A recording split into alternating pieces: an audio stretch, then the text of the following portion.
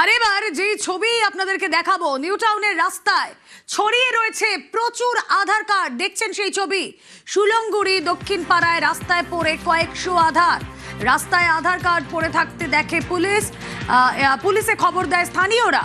ভোটের সময় কোথা থেকে এলো এই এত আধার কার্ড, জানবো। প্রতিনিধি অনুপ চক্রবর্তী রয়েছেন সঙ্গে। অনুপ, দেখো, নিউ টাউন দক্ষিণ পাড়া এলাকা, এখানকার মানুষজন একটু আগেই কিছুক্ষণ আগেই তারা দেখতে পায় যে রাস্তার ধারে খালের পাড়ে বেশ কিছু আধার কার্ড পড়ে রয়েছে। প্রায় 500-র কাছাকাছি আধার কার্ড পড়ে রয়েছে।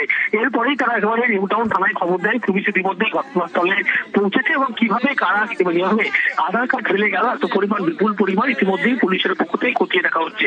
কিন্তু নিউ টাউনের একটি জনবসতি এলাকায়, দক্ষিণ পাড়া এলাকা, এখানে দেখা যায় যে খালের কাছে একটি জায়গা, রাস্তার ধারে খালের কাছে একটি জায়গায় প্রায় 500-র কাছাকাছি আধার কার্ড কিন্তু রাস্তার উপরে ছড়িয়ে রয়েছে।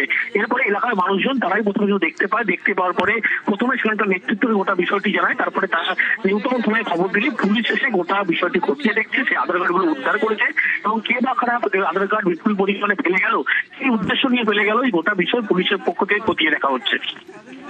বেশ, খুলে দেখবি, এখনো আছে বাকি আছে, খুলে দেখবি একটা খোল তো লাঠি তোমার কাছে যে ধলাদার আধার কার্ডটা করো